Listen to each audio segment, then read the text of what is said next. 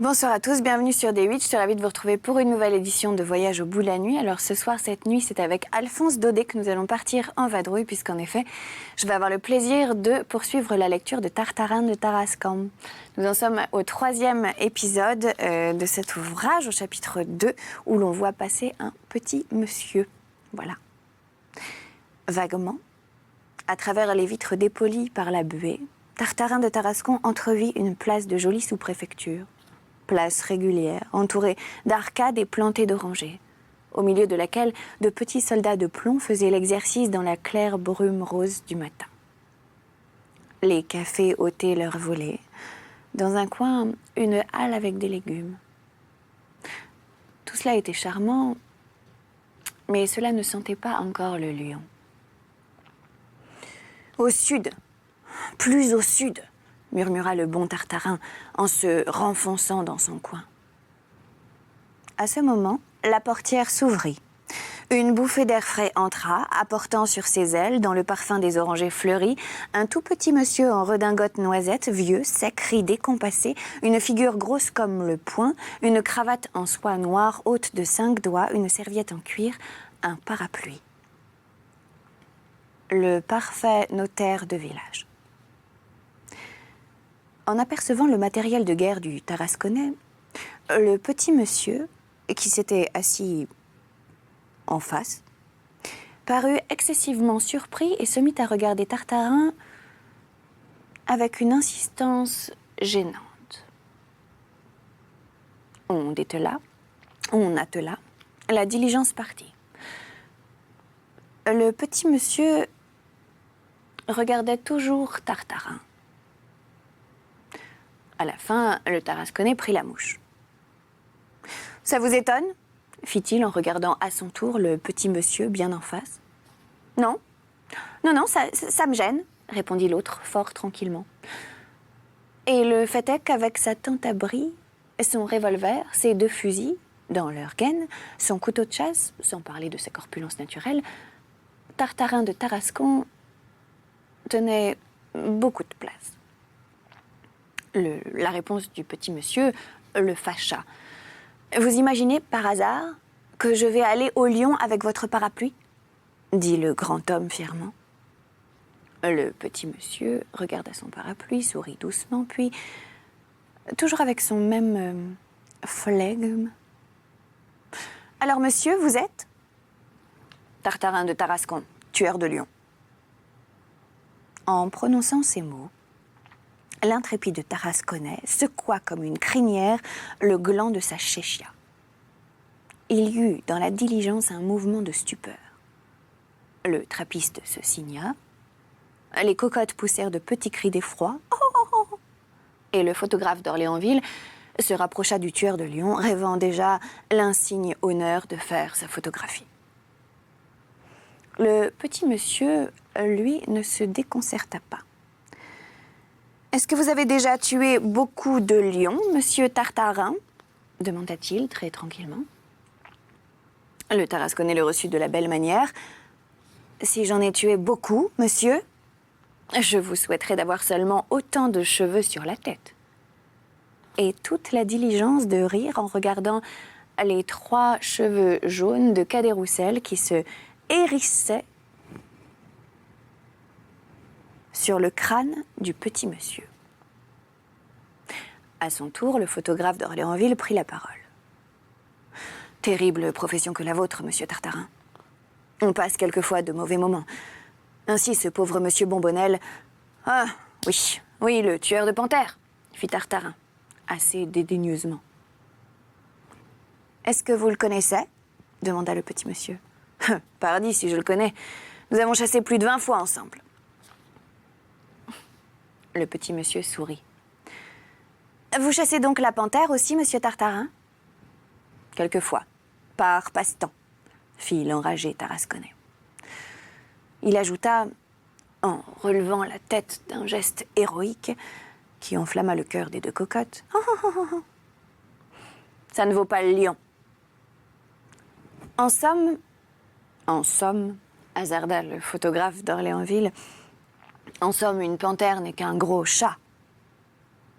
Tout juste, fit Tartarin, qui n'était pas fâché de rabaisser un peu la gloire de Bombonnel, surtout devant ces dames. Ici, la diligence s'arrêta. Le conducteur vint ouvrir la portière et s'adressant au petit vieux, « Vous voilà arrivé, monsieur », lui dit-il d'un air très respectueux. Le petit monsieur se leva, descendit, puis avant de refermer la portière, « Voulez-vous me permettre de vous donner un conseil, monsieur Tartarin ?»« Oui, lequel, monsieur ?»« Ma foi, écoutez, vous avez l'air d'un brave homme. J'aime mieux vous dire ce qu'il en est. Retournez vite à Tarascon, monsieur Tartarin. Vous perdez votre temps ici. Il reste bien encore quelques panthères dans la province, mais fi donc, c'est un trop petit gibier pour vous. Quant au lion, c'est fini. Il n'en reste plus en Algérie. Mon ami Chassin vient de tuer le dernier. » Sur quoi le petit monsieur salua, ferma la portière et s'en alla en riant avec sa serviette et son parapluie. « Conducteur, » demanda Tartarin en faisant sa moue, « qu'est-ce que c'est que donc que ce bonhomme-là ?»« Comment ? Comment, vous ne le connaissez pas ? Mais c'est monsieur Bombonnel. » Chapitre 3. Un couvent de lions. À Miliana, Tartarin de Tarascon descendit, laissant la diligence continuer sa route vers le sud. 2 jours de dur chaos, 2 nuits passées les yeux ouverts à regarder par la portière s'ils n'apercevraient pas dans les champs au bord de la route l'ombre formidable du lion, tant d'insomnie méritait bien quelques heures de repos. Et puis, s'il faut tout dire, depuis sa mésaventure avec Bombonnel, le loyal Tarasconnais se sentait mal à l'aise malgré ses armes, sa moue terrible, son bonnet rouge devant le photographe d'Orléansville et les 2 demoiselles du 3e hussard. Il se dirigea donc à travers les larges rues de Miliana, pleines de beaux arbres et de fontaines, mais tout en cherchant un hôtel à sa convenance. Le pauvre homme ne pouvait s'empêcher de songer aux paroles de Bombonnel. Et si c'était vrai pourtant? Oui, si c'était vrai.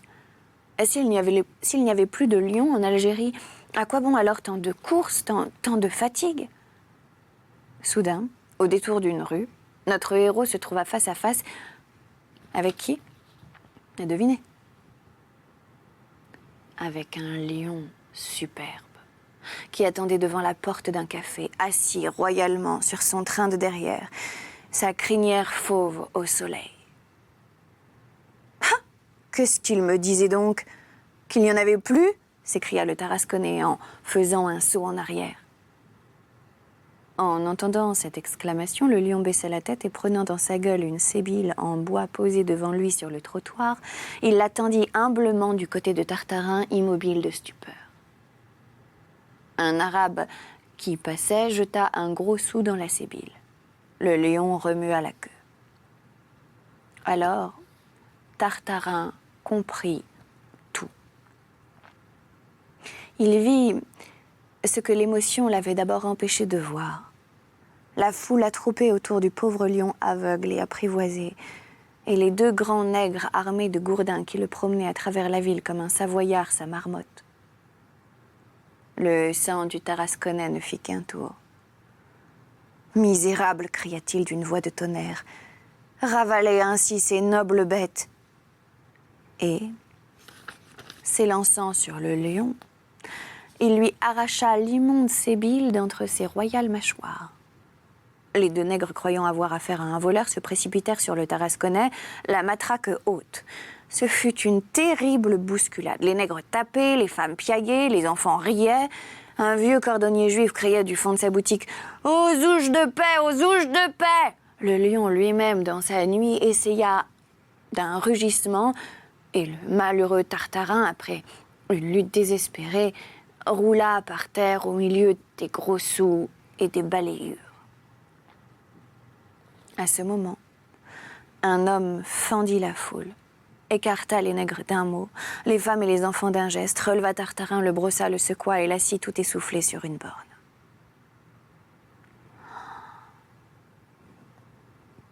Comment? Préince? Préince, c'est vous? Fit le bon Tartarin en se frottant les côtes. Eh oui, mon vaillant ami, c'est moi. Sitôt votre lettre reçue, j'ai confié Baya à son frère, loué une chaise de poste, fait 50 lieues ventre à terre, et me voilà juste à temps pour vous arracher à la brutalité de ces rustres. Qu'est-ce que vous avez donc fait, juste Dieu, pour vous attirer cette méchante affaire? Que voulez-vous, Préince? De voir ce malheureux lion, avec sa sébile aux dents, humilié, vaincu, bafoué, servant de risée à toute cette pouillerie musulmane. Mais enfin, vous vous trompez, mon humble ami. Ce lion est au contraire pour eux un objet de respect et d'adoration. Et c'est une bête sacrée qui fait partie d'un grand couvent de lions fondé il y a 300 ans par Mohamed Ben Awada, une espèce de trappe formidable et farouche, pleine de rugissements et d'odeurs de fauve, où des moines singuliers élèvent et apprivoisent des lions par centaines et les envoient de là dans toute l'Afrique septentrionale, accompagnés de frères quêteurs. Les dons que reçoivent les frères servent à l'entretien du couvent et de la mosquée. Et si les deux nègres ont montré tant d'humeur tout à l'heure, c'est qu'ils ont la conviction que pour un seul sou de la quête volée ou perdue par leur faute, le lion qu'ils conduisent les dévorerait immédiatement.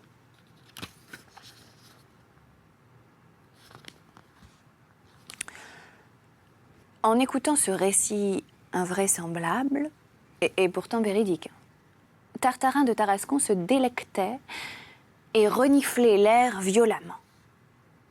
Ce qui me va dans tout ceci, fit-il en matière de conclusion, c'est que, n'en déplaise à mon bon Bonnel, il y a encore des lions en Algérie. Oh, s'il y en a, dit le prince avec enthousiasme, dès demain nous allons battre la plaine du Chélif. Et oui, vous verrez s'il y en a. Et quoi, prince? Auriez-vous l'intention de chasser, vous aussi? Oh, parbleu, pensez-vous donc que je vous laisserai vous en aller seul en pleine Afrique, au milieu de ces tribus féroces dont vous ignorez la langue et les usages? Non, non, illustre Tartarin, je ne vous quitte plus partout où vous serez, je veux être. Oh, Préince, Préince! Et Tartarin, radieux, pressa sur son cœur le vaillant Grégory, en songeant avec fierté qu'à l'exemple de Jules Gérard, de Bombonnel et tous les autres fameux tueurs de lions, il allait avoir un prince étranger pour l'accompagner dans ses chasses. Chapitre 4.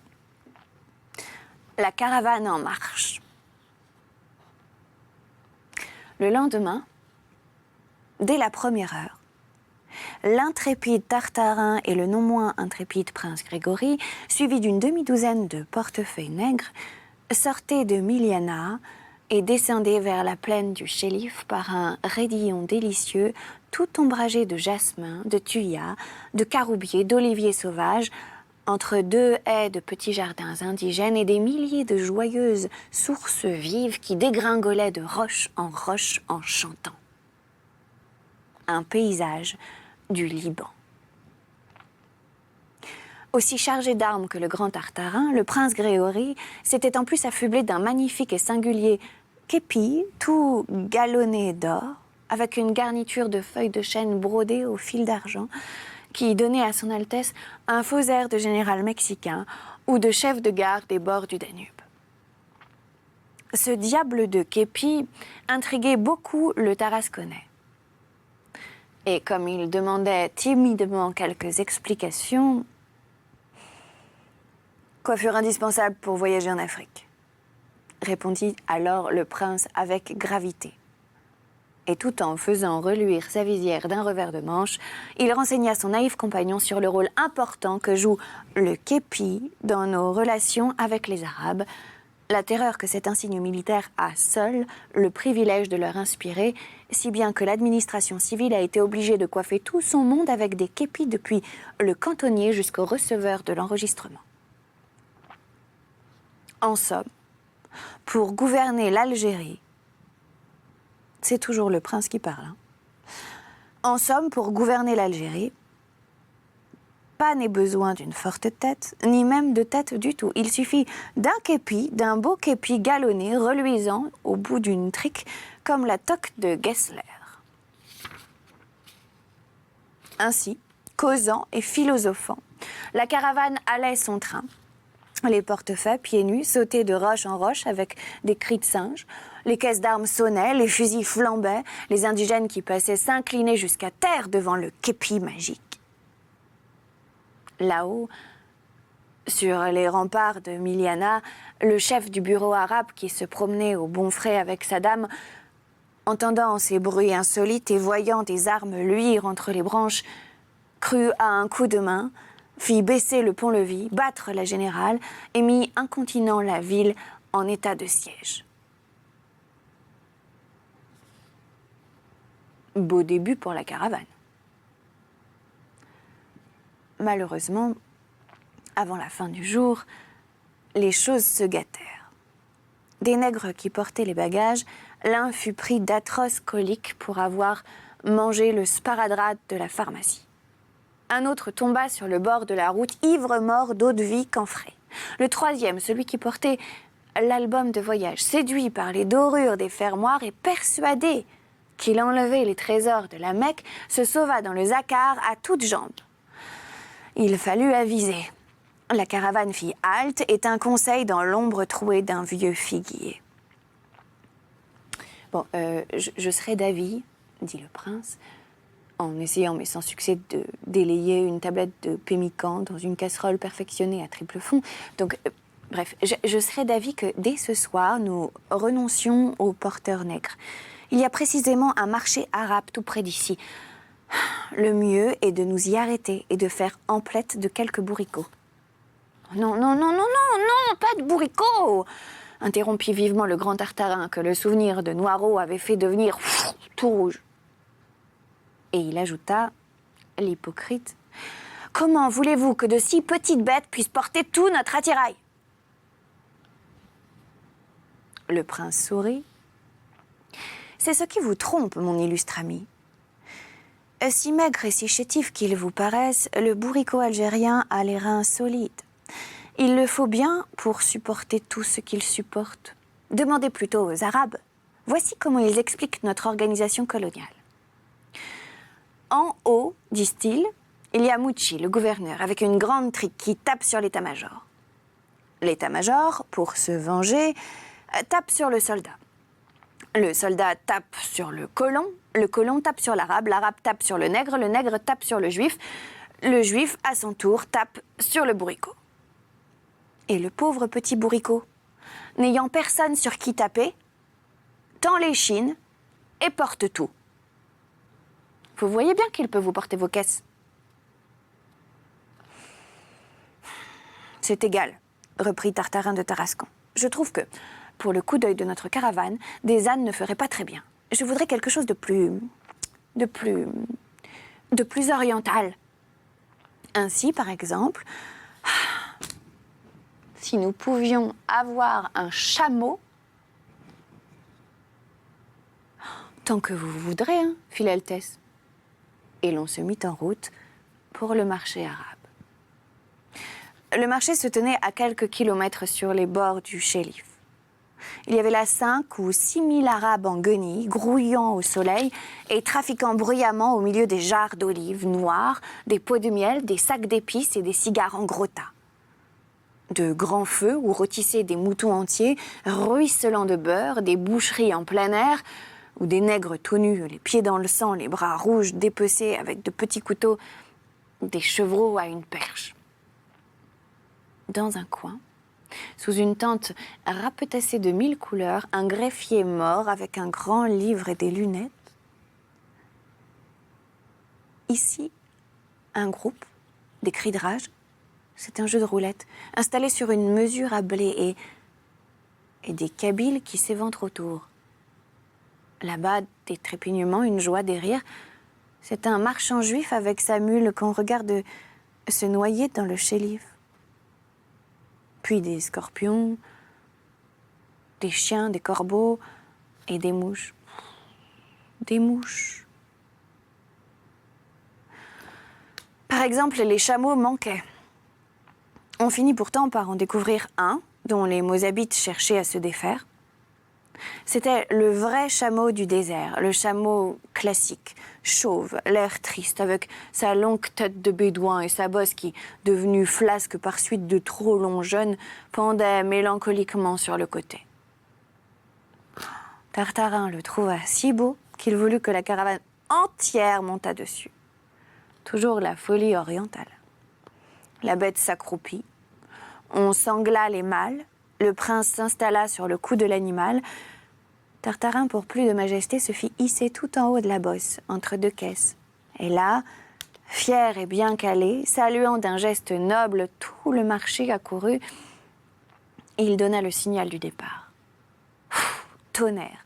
Si ceux de Tarascon avaient pu le voir, le chameau se redressa, allongea ses grandes jambes à nœuds et prit son vol.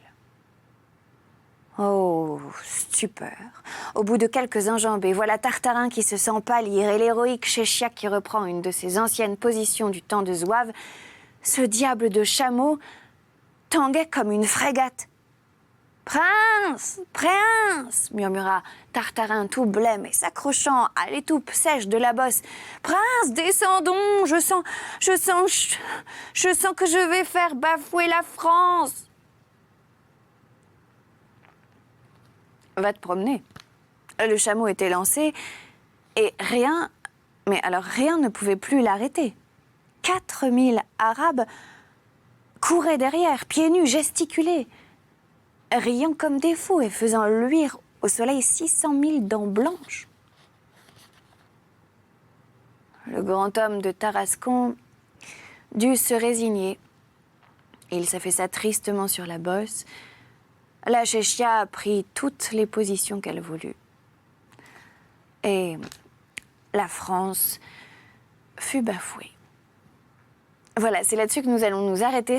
C'était donc la fin du chapitre 4 du 3e épisode de Tartarin de Tarascon d'Alphonse Daudet. Je vous remercie de nous avoir suivis. Je vous invite évidemment à nous retrouver sur les réseaux sociaux #VBN.